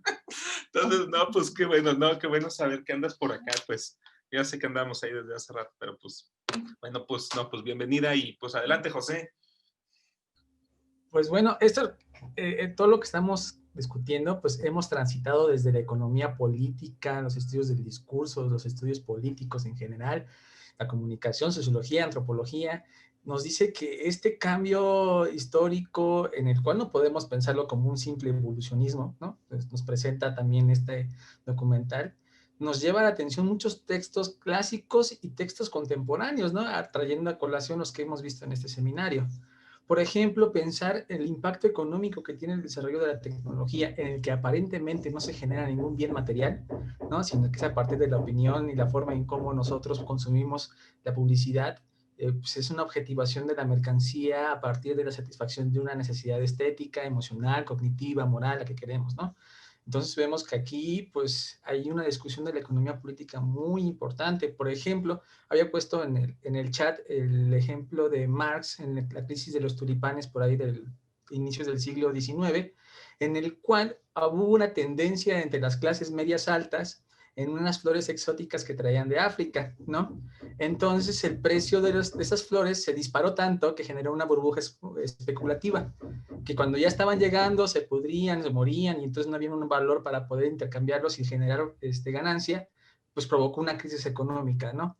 A partir del deseo de poseer algo que proveía de cierto estatus a las personas, ¿no? Entonces podemos ver que también, vinculando lo que mencionó Ignacio sobre este dilema de que tienes techo de lámina con antena parabólica, ¿no? Sobre estas formas de consumo y la forma en cómo socialmente, si queremos verlos desde un estudio de Bourdieu, dentro de este plano cartesiano social entre el capital económico y capital cultural, ubican ese tipo de prácticas, ¿no?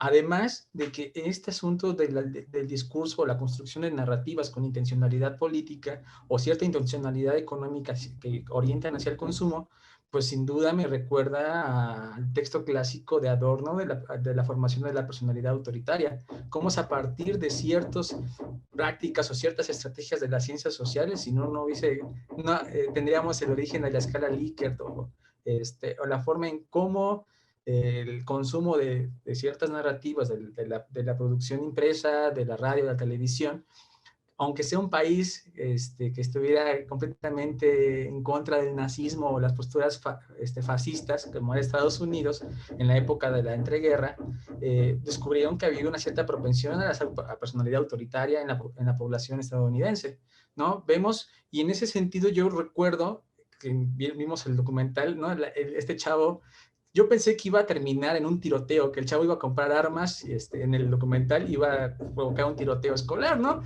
Yo, por favor, quiero terminar en esto, por favor, ¿no? No, y al final simplemente lo detuvieron, ¿no? Entonces, pero ¿por qué? ¿Por qué lo vimos todos así? Esperábamos ese tipo de final.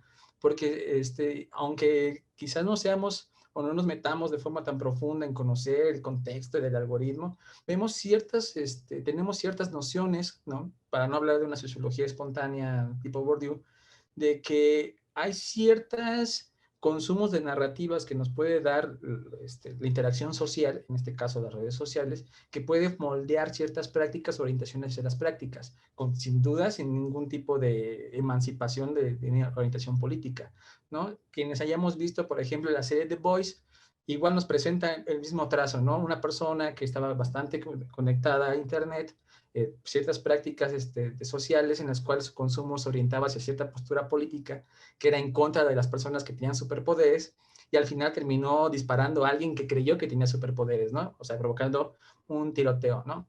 Entonces vemos que hay ciertas que no podemos pensar de una forma apolítica, ¿no? Ni amoral, ¿no?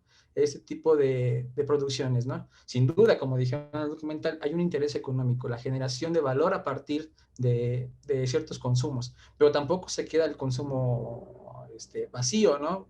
Al ver un comercial, ¿qué es lo que busca la gente que mete el comercial? Pues consumir el producto manufacturado o el servicio, ¿no? No por eso es gratuito que entrevistaron a la autora de Capitalismo de Vigilancia, ¿no? Porque también me vinculó muchísimo a Smirnek, el capitalismo de plataformas, en el cual nos muestra que hay bastante trabajo, o sea, hay trabajo incorporado, ya sea cognitivo, físico, de servicio, incorporado en este tipo de servicios, o que pareciéramos completamente como que no generamos nada, ¿no? Entonces, yo creo que ahí nos deja una agenda bastante importante para diseñar investigación, ¿no? Para desentrañar ciertos problemas que nos pueden decir que, pues, no verlo de una forma neutral, ¿no? No por nada surgieron estos colectivos de hacktivismo, ¿no? Entonces, pues, más allá de eso, pues, sería lo que podría comentar en general. Perfectísimo, muchísimas gracias. Vi por acá otra mano, pero Rosmi, adelante. No sé quién más. Fíjense que ahorita escuchándolos, de alguna forma, y sé que el comentario, desde la comunicación estaba pensando en la aguja hipodérmica, y no me gustaría que este video, o sea, realmente, porque de alguna forma desde la comunicación ya hemos pasado a decir, no, o sea, las lógicas son mucho más complejas que lo que presentaba Laswell y no existe realmente una teoría de la aguja hipodérmica, ¿no? Y en este sentido de Barico y de los precedentes y de la evolución, no sé qué tanto este documental, narrativamente hablando, se monta en esto de la aguja hipodérmica, narrativamente hablando y decir, sí, es que simplemente tú estás como sujeto totalmente inamovible y eres presa de estas redes y automáticamente cuando ya estás frente al monitor te van a estar bombardeando y tú simplemente sigues. No digo que no suceda. Cuando Laswell propuso esto, o sea, realmente era una teoría que te decías, wow, es cierto.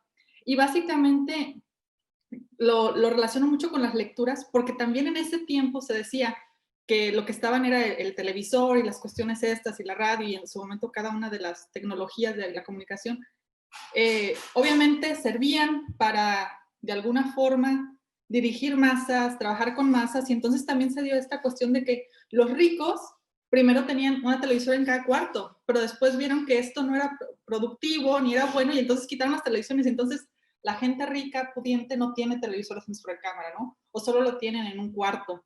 También se dio este proceso, ¿no? Y cuando leí los artículos yo dije, bueno, ¿qué tanto estamos volviendo a eso y a decir, la gente que tiene dinero no va a estar ahí, ¿no? Y se vuelven como este tipo de discusiones donde también dicen, bueno, están dejando, y un poquito conectando con Valeria, realidades que están totalmente dispares a eso. Por ejemplo, la brecha que se ha generado actualmente con educación, no tanto entre quienes no, a través de COVID, no pueden seguir técnicamente sus estudios porque no tienen acceso a la tecnología y a partir de Aprende 2, con la radio apenas si pueden escuchar, o sea, y es una realidad mexicana, muchos sectores, yo que estoy en Colima y que están en las comunidades, por ejemplo, Tecomán, básicamente todo lo que sale de Colima, Manzanillo y Tecomán, fuera de ahí, hay muchos problemas de una brecha educacional muy grande en Colima, ¿no? Porque simplemente no tienen tecnología. Y entonces me digo, y ahorita que estamos discutiendo esta cuestión, este video, bueno, documental, muy al estilo de la aguja hipodérmica, narrativamente hablando, y me pregunto qué tan alejado está de esas realidades donde dicen, pues no, aquí en la casa tenemos un celular, o sea, ¿cuál preocupación de que mis hijos usen el celular? Ah, ya quisiera que lo usaran para estar en sus clases, o sea, ni siquiera es como para la utilidad que lo requiero, lo puedo usar, ¿no? Y esta disparidad de decir, pues es que, o sea, o soy muy pudiente porque mi hijo no usa celular, o de plano es que no tengo la opción de usarlo, ¿no?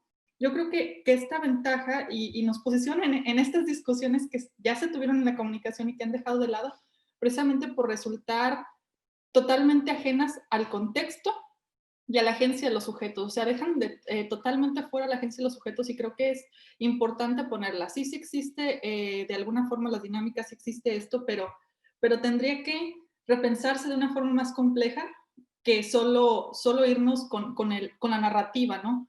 Por eso les decía, a mí me gustó más la narrativa, la otra de la segunda película, bueno, la predecedente de Nada es privado, porque de alguna forma saca líneas, ¿no? Y hay una parte donde esta Brittany Kaiser es muy clara en decir, sí, efectivamente, hicimos todo esto, lo hicimos pensado, usamos tecnología y ideas trabajamos con la psicología de las personas, pero finalmente ella dice, es que yo no creo que estuviera haciendo nada malo porque finalmente la decisión la tenía la persona, ella es la que iba a votar, ella es la que accionaba, ¿no? Y entonces este video te replantea a ver el otro video y decir, ok, hasta la mamá les puso en un jarrito de aquí vas a meter el celular, ¿no? Y sí se pueden dar muchas variaciones psicológicas que ya tendríamos que trabajar como patologías de alguna forma, pero ¿qué hay del ciudadano promedio que está en esa tecnología, que ya no está en una patología, en una situación psicológica, en una dependencia de alguna forma, una adicción, que podríamos llamarlo así, que está en la vida cotidiana y tiene todavía esa agencia de decidir qué tanto estoy o qué tanto no estoy, qué tanto me alejo o qué tanto ya no estoy sobre las plataformas, ¿no? Dejando un poquito de lado todo lo que la plataforma está configurada para hacer, sino ya también metiendo la agencia. Pero bueno, esa es como mi aportación. Muy bien, veo acá que tenemos, perdón, antes de Valeria a Rafa, entonces que Rafa, Valeria y Ignacio. Yo solamente una pequeña anécdota. Cuando nosotros teníamos una señora que nos hacía limpieza hace muchos años y mi mujer le hacía una recomendación en particular sobre la manera de lavar la ropa en la lavadora. No recuerdo cuál era la técnica, pero era una manera de hacer las cosas, ¿no? Y ella no quería, las hacía siempre como ella las sabía hacer, ¿no? Y un día llega y le dice a mi mujer que la manera en que se tenía que lavar la ropa era de otra manera. Esa era la manera como mi mujer le había dicho todo el tiempo. ¿Cuál era la diferencia? Que Lolita Ayala había dicho en su noticiero que la manera correcta de lavar la ropa era esa. Y eso cambió. La mujer ahora lavaba la ropa de otra manera porque Lolita Ayala lo había dicho, a pesar de que mi mujer le había dicho un montón de veces que se hacía así. Entonces, imagínate en las redes sociales. O sea, sí, o sea, yo creo que estando a veces en este contexto, no podemos imaginarnos la cantidad de influencia que sí se ejerce sobre un montón de población que no está en condiciones de tomar una actitud crítica frente a lo que está sucediendo ahí.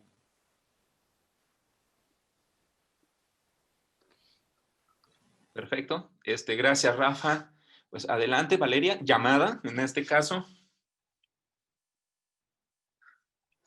Hola, yo al principio quise comentar después de lo que dijo Valeria, algo, pero me parecía que era algo de verdad súper desfasado, que no tenía sentido, pero ahorita que lo mencionó José, creo que le dio más sentido lo que mencionan las demás personas, que ciertamente solo es una cosa que yo no alcancé a revisar todo, solo los dos textos, y al principio a mí yo estaba muy en desacuerdo con cuando dice que la gente que tiene más dinero es la que menos accede a las pantallas.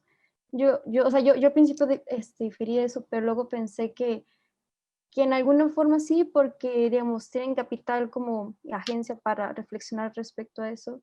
Y no como que las otras personas no, pero muchas veces por el trabajo que las personas que tienen menor ingreso, digamos, no pueden dar tiempo a sus hijos para pensar en una educación muchísimo más horizontal o muchísimo más cercana, o pensar en cómo se desarrolla el cerebro de sus hijos e hijas en los primeros años de la infancia. También creo que la gente una de las cosas con las que estoy de acuerdo con que la gente que tiene más dinero puede darse el lujo de dejar las pantallas, es que esa gente tiene cierto capital para, pues uno, quizá menciona que puedes tener contacto con gente que tiene las mismas prácticas que tú, y yo creo que eso es parte de que si tú estás practicando eso, la otra persona con la que también te vas a relacionar tiene la forma de poder dejar su trabajo, por ejemplo, no sé, ya sea que tiene algún negocio, o tiene formas de que no se le esté, digamos, obligando o orillando como personas que quizá no, a que estén todo el tiempo en su empleo, ¿no?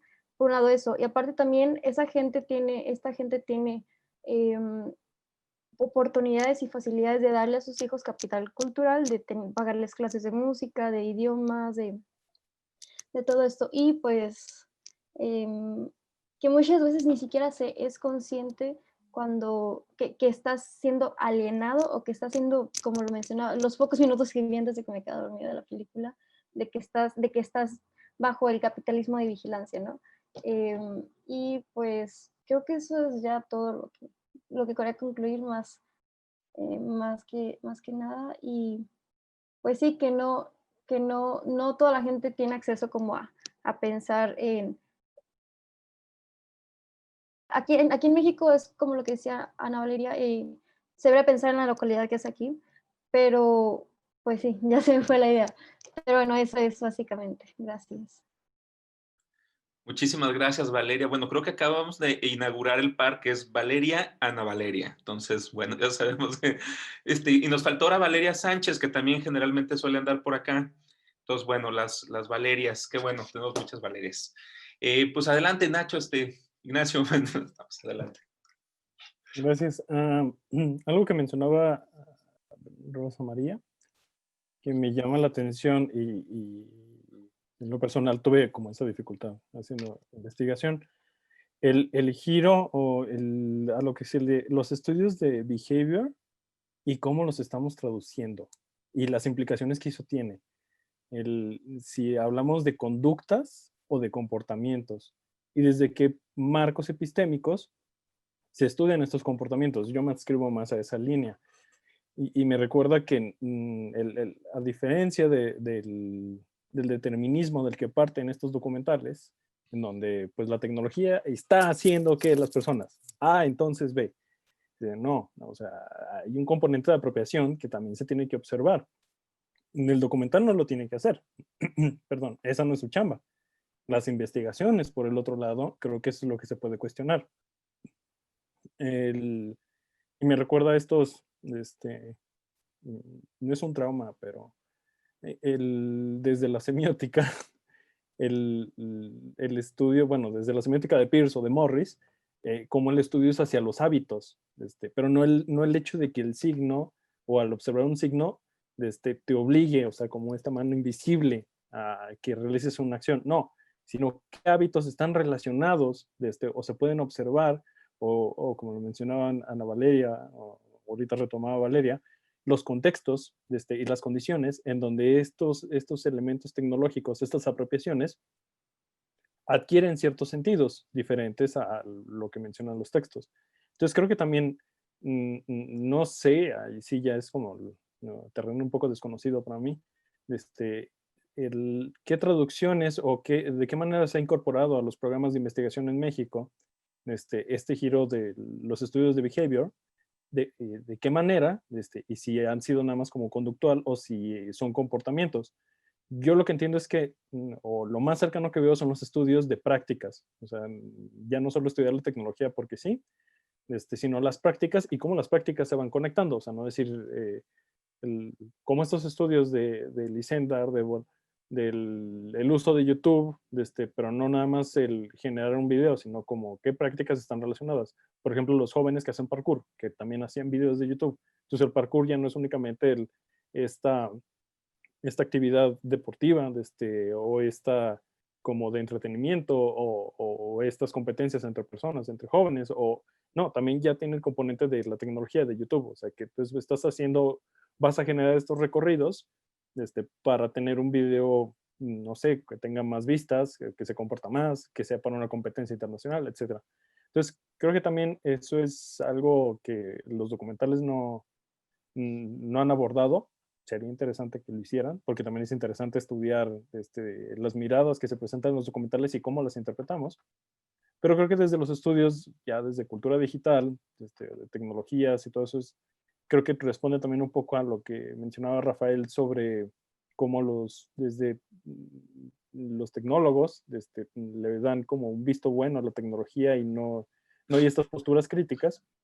Y dice, claro, o sea, si ves desde la computadora como un mero objeto, es increíble todo lo que hace, todas las posibilidades a nivel tecnológico, o sea, a nivel aparato.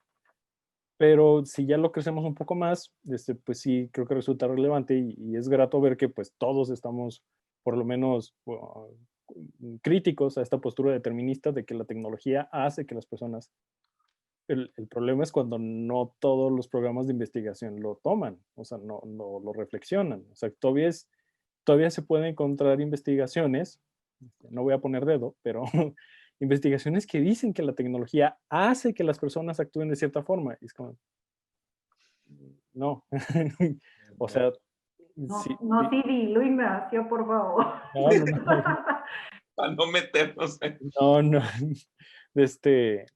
Pero creo que eso es importante, pero el aspecto de behavior y las traducciones, así como otros conceptos que nos traemos, creo que también es interesante, quizá un poco ñoño, pero sí también hay que cuestionar eso desde la investigación, las implicaciones que tiene o cómo vamos a observar algún fenómeno. Y para retomar un poco lo del chat, sí, con así, ya, danos sillas, estudios de ópticas y todo eso. Sillas y pantallas y lentes y atención psicológica, todo café, eso incluido. Café, o sea, si vemos cuánto gastan ellos en café, ¿por qué nosotros no podemos gastar tanto en café? Pero bueno, gracias. Sí, algo mínimo, tienen toda la razón.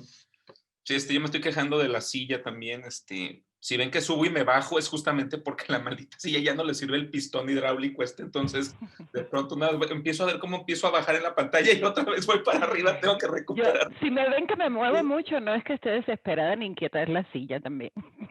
Digo, es que, no, pues muchas gracias, pues no sé, ¿hace alguien más por acá? No sé, aquí ya no vi otra mano levantada. ¿Había otra mano? Según yo sí, pero ya no supe. No, nada más, bueno, si no hay otra mano en lo que aparece. Una vez- Nada más quería retomar el tema de los documentales sobre todo. Y es que yo creo que tienen un mérito, más allá de las lecturas súper críticas que podemos hacerle nosotros, o de lo que le podemos pedir, que me parece completamente válido desde nuestras posiciones. Pero para mí tienen el mérito, que no es menor, de ir contra la normalización. Es decir, incluso con esas visiones apocalípticas y todo, yo creo que el hecho de que por lo menos de Social Dilemma se haya hecho viral, pues en redes también, paradójicamente, y todo eso, tiene el mérito de poner en discusión una cierta, bueno, no una cierta, un conjunto de cuestiones socialmente muy asumidas y muy naturalizadas. O sea, lo pongo en relación un poco con lo que platicábamos ayer en otro seminario en el que estábamos en torno a los análisis estos de Van Dijk y la socialidad algorítmica y tal. Y, por ejemplo, cuestiones que ahí se están poniendo sobre la mesa, en el documental, como las configuraciones por defecto, es parte de lo que habría que someter a discusión y es parte de lo que está en disputa. Entonces creo que más allá de lo que no es el documental y de pues todos estos matices que hemos visto, tiene ese mérito. Creo que habría que considerarlo en términos de divulgación. Un producto como ese pues es eso, de divulgación, y tiene el mérito de ir contra la normalidad o lo que asumimos como normal en este tipo de plataformas. Nada más como nota al margen. Muchísimas gracias. Una disculpa, estoy prende y apague, pero se están dedicando a tirolear aquí la casa de al lado, un proceso no muy digital, así que lo tenemos completamente física aquí. Entonces, bueno, pues haciendo. No, ¿alguien más quería por acá también decir algún comentario? ¿Tenemos ya alguna otra cosa por acá? Déjenme ver en el chat. Pues pensar en abrir la agenda. Perdón, José, casi no te oíste. Pues pensar en abrir una agenda, ¿no?, de discusión. Como esa es una muy buena idea. ¿Qué podemos pensar para cerrar esto? ¿Cómo vincularlo con todo lo que hemos leído estos meses? Lo que hemos discutido, y pensar en una agenda, ¿no? O sea, se quedan muchas cosas en el tintero porque, pues, los temas son muy amplios, pero lo que nos une en todos estos casos, pues, es lo digital, ¿no? Y la forma en cómo se expresa social y en lo narrativo, ¿no? Entonces, solo lo dejo ahí. Perfectísimos, tenemos temas. Entonces, una pregunta igual para quienes andamos en este núcleo, ¿no? Así ya más, le decíamos el núcleo más hardcore, ¿no? Tú estás trabajando, José, estás trabajando entonces cuestiones de trabajo y digitalización. Básicamente es cómo demostrar cómo jugar Candy Crush a lo largo de tu vida se vuelve parte de tu calificación laboral en empresas tecnológicas, ¿no? O sea, la tesis doctoral es sobre el trabajo en Amazon. Me metí de obrero ahí un tiempo encubierto para hacer la investigación. Sí, porque también nos presentamos, claro, hace probablemente, ya perdí un poco la cuenta de cuánto tenemos ya viéndonos entre pedazos y pedazos todos quienes estamos por acá. Entonces, claro, al principio te queda un poquito la idea, pero después, claro, que vas también, ¿no? Perdiendo un poco el registro. Sé que, Ana, tú estás trabajando entonces cuestiones de videojuegos también. Sí, yo trabajo, creo que son 3 grandes ejes lo que marca mi trabajo: género, videojuegos y juventud. Ok, de aquí más o menos creo que quienes andamos por acá, bueno, Lidia, yo sé un poco, pero si quieres igual decirnos, compartirnos en qué andas. Yo soy experta en comunicación y con especialidad en movimientos sociales, y hoy día estoy estudiando las prácticas feministas en los espacios, bueno, las colectivas. ¿Cuáles son sus prácticas de comunicación a partir pues de los últimos años, ¿no? A partir del 2018 para acá. Perfecto, muchas gracias, Lidia. Valeria, llamada. Yo estoy descubriéndolo, yo apenas estoy en 6º semestre de la licenciatura, y pues ya Rodrigo me ayudó bastante en eso, y por eso me meto a este tipo de paneles para encontrar a qué me quiero dedicar. Perfecto, digo, ahí sabe más o menos por dónde va también el asunto. ¿Quién más anda por acá? La maestra Coronado, ¿cómo está, maestra? También aquí así, también, bueno, ya sé también, pero se nos quiere compartir un poquito. Hola, bueno, yo soy una, pues, ignorante, yo creo que es lo correcto decir. En estos temas que ustedes mencionan, tengo algunas ideas, mencionan autores que conozco, otros que no conozco, teorías que entiendo y que no entiendo, pero me jala hacia ustedes un interés genuino en entender desde mi visión como educadora, desde mi profesión de educadora, todos estos fenómenos, toda la cultura digital, desde el cuestionamiento que hago, desde las reflexiones que hago personalmente, como ser humano simplemente, hasta ese asunto de cómo la educación tiene que, como educadores, nuestras, ya no sé cómo decir, conductas, hábitos, o ya los oí decir que es diferente, pero como nuestra práctica docente, pues tiene que contemplar esto y dejar de hacernos tontos, ¿no? Y dejar de hacerle al cuento, o de vivirlo ahí nomás como va cayendo, ¿no? Por ahí así como que sí se me hace muy, muy importante. Y reflexionaba al oírlos en dos cuestiones que sucedieron ayer, precisamente en mi trabajo cotidiano, uno en un foro y otro en una videoconferencia. En la videoconferencia pues se hablaba en un proyecto en el que Rafa Morales está también, y creo que también Blanca, en el que en el proyecto internacional, en el que se estaba hablando que el propósito es la creación de portafolios, de un sistema de portafolios y un sistema también de perfiles para fomentar la interoperabilidad y en última instancia la flexibilidad, la inclusión, y no me acuerdo, otros dos rollos bien interesantes, bien gruesos, ¿no? Entonces está muy interesante el asunto, pero me llama la atención como el gran objetivo es la creación de esos sistemas para la flexibilización de la educación y la inclusión y la, no es individualización, personalización, las tendencias en la educación. Vamos a crear un sistema sin tener los elementos para que se den estas cuestiones. O sea, la flexibilidad de los currículos existe, no existe, porque existe, porque va a existir un sistema. ¿Ya se va a hacer flexible el asunto? ¿Sí me explico? Entonces yo ahí me cuestiono, pero, y luego, claro, pero va a haber un caso, va a haber una aplicación, ¿verdad, Rafa? Entonces vamos a crear juntos un posgrado en el cual vamos a poner en práctica esto. Y mi duda es, podría entender que no vamos a esperar que todas las universidades seamos flexibles, curricularmente hablando, normativamente hablando y demás, para poder crearlo. Tal vez si creamos un programa y nos obligamos a practicarlo, vamos jalando esa flexibilidad, vamos abriendo caminos. Así lo quiero ver, porque si no, pues está de risa, amigos. El asunto pues de que, porque ya tenemos los sistemas, se va a dar, uy, qué chido, ¿no? Muy padre. ¿Y qué debatimos respecto a qué entendemos? Bueno, va a haber estados del arte, entonces mejor me callo y espero, ¿ves? Bueno, y el otro asunto fue en redes sociales, la coordinadora de la licenciatura en la cual participo en el SUB, nos invita a un diálogo. ¿Qué necesitamos como profesores en el aspecto disciplinar, no pedagógico? Aprender para una capacitación, actualización que podamos tener a lo largo del 2020-2021. Entonces, bueno, pues qué interesante. Entro y expongo ahí, bueno, aunque pareciera, dado que la licenciatura es en educación, pues el contenido es pedagógico. ¿Qué le vamos a hacer? Ahí se mezcla.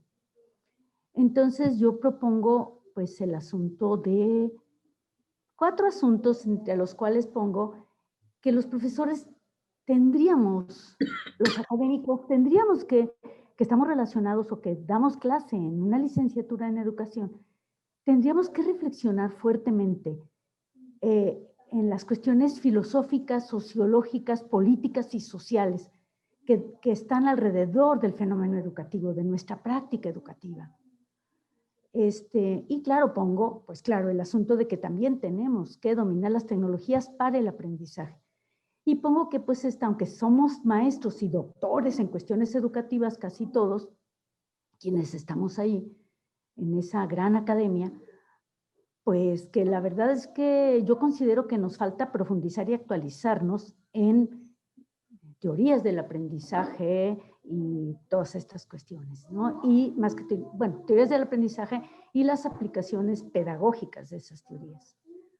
Y el cuarto asunto, no me acuerdo cuál puse. Entonces, pues participan las compañeras después y lo que predomina es que sí es cierto, tenemos que aprender tecnologías, tenemos que manejar las tecnologías como docentes, ¿no? Para nosotros y para, si estamos en la licenciatura en educación, ayudar a nuestros estudiantes a manejarlas, a aprenderlas, aunque a veces nos ganan y saben emplearlas mejor. Y hubo pues una serie de cosas, todas tremendamente pragmáticas. Y claro que mi propuesta maravillosa de profundizar y de reflexionar filosófica, sociológicamente, y ¿sabe qué? Pues ya sé que se va a ir al caño, ya sé que nadie me va a pelar y esos cursos nadie nos los va a ofrecer ni los vamos a tener. Porque no son necesarios. Y el asunto de la profundización, de saber de veras en serio, yo les iba a decir, a ver, los reto ahorita en este momento a que me expliquen, no sé, el conectivismo de Siemens, órale, vamos, pero a fondo. ¿De veras entendemos el conductismo o lo hemos abaratado y sintetizado en un axioma? No sé si así se diga, discúlpeme. Quien es autoritario es conductista, el conductismo es autoritarismo. Ya estuvo, ya entendí el conductismo, ¿no? Entonces, todo ese tipo de cosas a mí me dejan pensando y escucharlos a ustedes. Me empiezan a caer clics, respuestas, más dudas y demás que me hacen sentir que estoy viva. Muchas gracias por escucharlos, de verdad. No, pues al revés, maestra, más bien, no lo dijo, pero es nuestra experta en diseño educativo acá en el SUB, que todo tiene de virtual en ese sentido. Entonces, bueno, más que pertinentísimo, ¿no? El estar haciendo esto, ¿no? El trasvase. Muchísimas gracias, maestra. Ignacio, pues cuéntanos un poco también ahí, digo, ya sabemos un poco más, vuelo, pero... Oye, José también levantó la mano hace ratito, ¿eh? Ya vi acá que tiene un... No, pues ya nos había comentado rápido sobre lo que trabajo. Estoy en el doctorado en estudios sociales, entre paréntesis estudios laborales, en la UAM Iztapalapa. Entonces no se preocupen en guardar sus celulares, no les voy a hacer nada.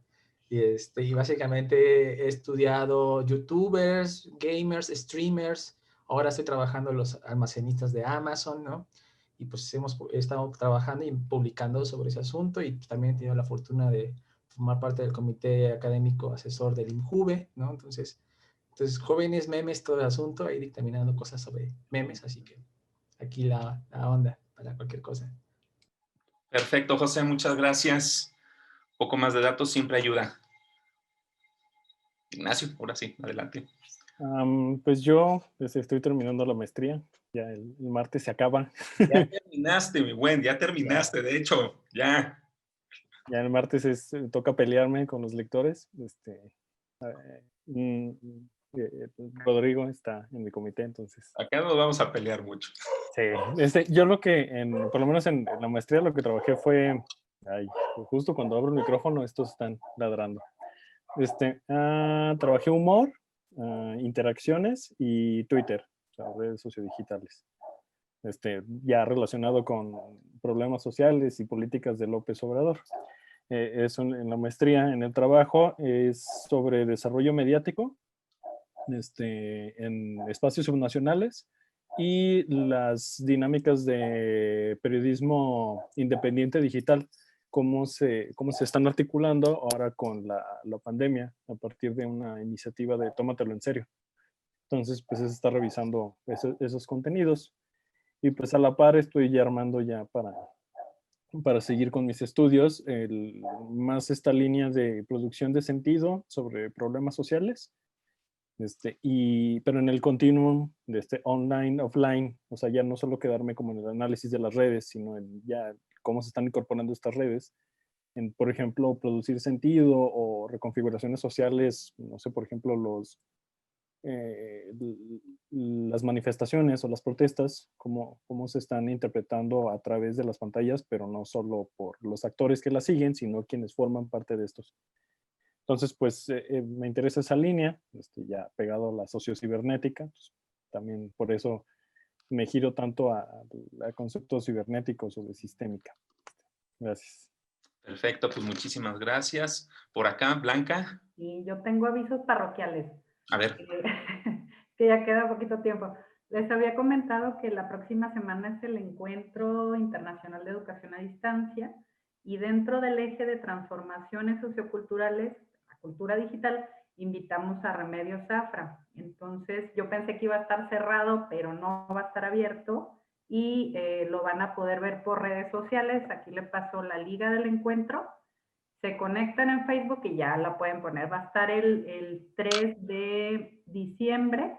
Está programada y posterior a la de Remedios está un panel que voy a moderar yo y que está un invitado de Chile, que es educador y demás. Otra, Víctor, ayúdame, Jani, Víctor González.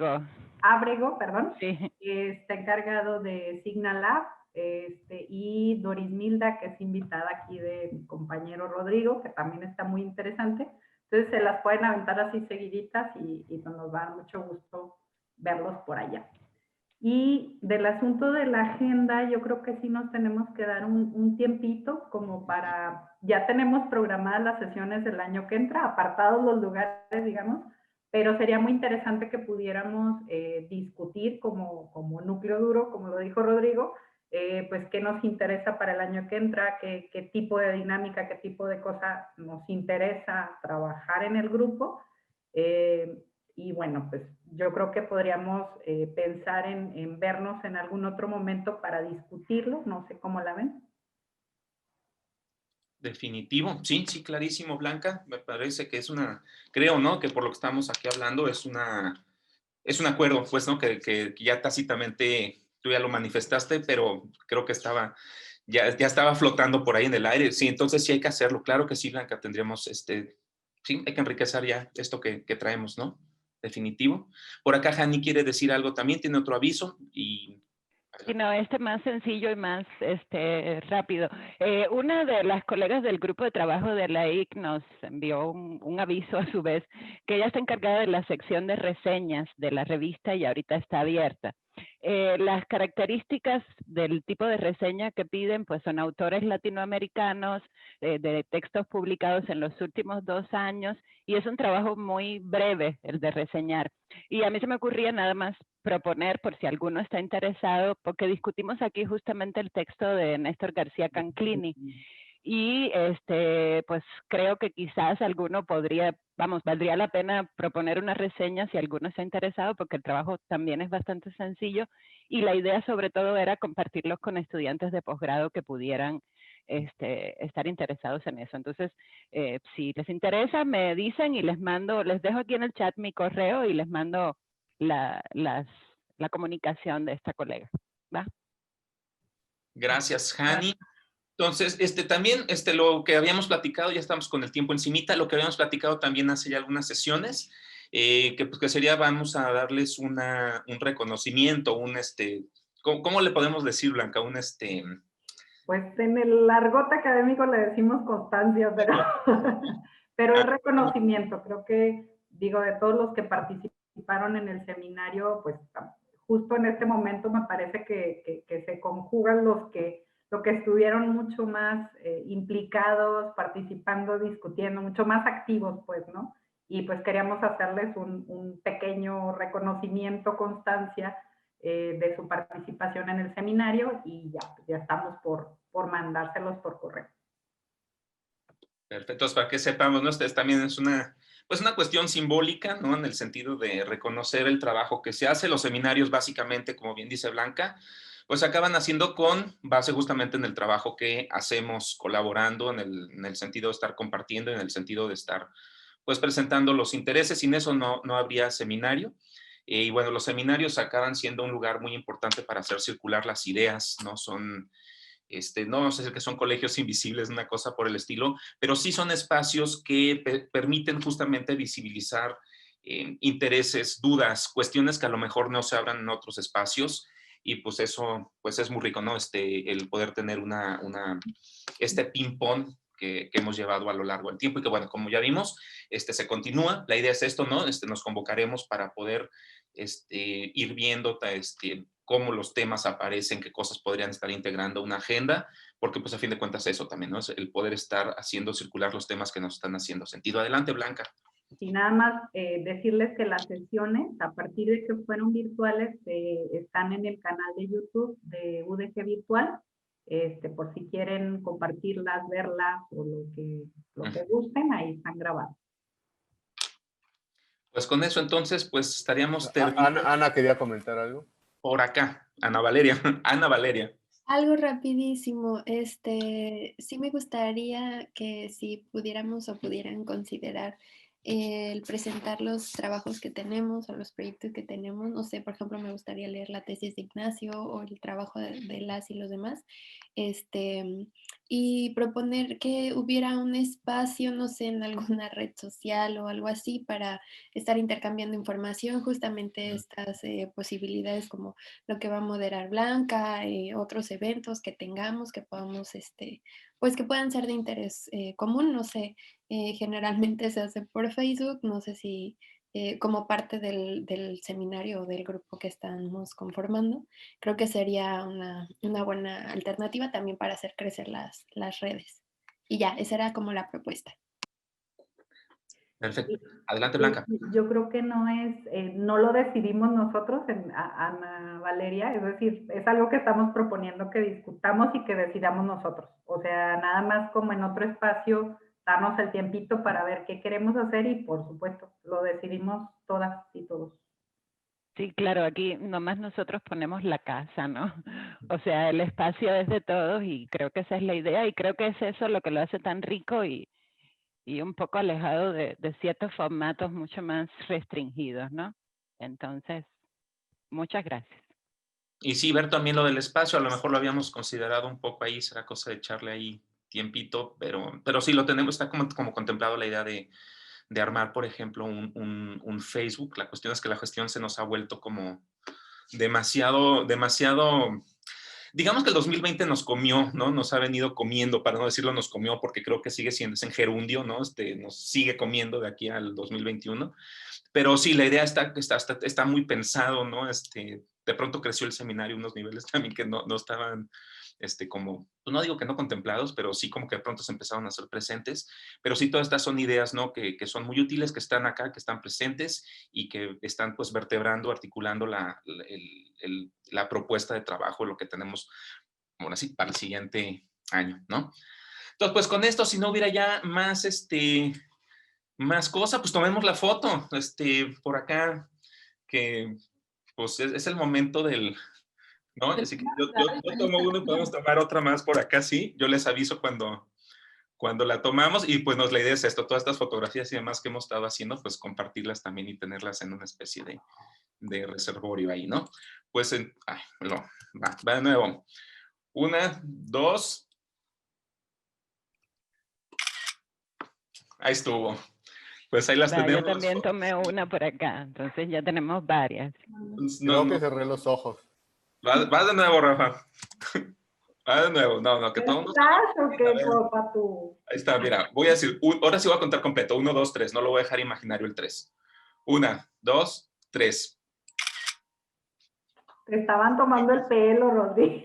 No cerró los ojos. Oh, pues la otra, que no anden diciendo que no salió uno bien.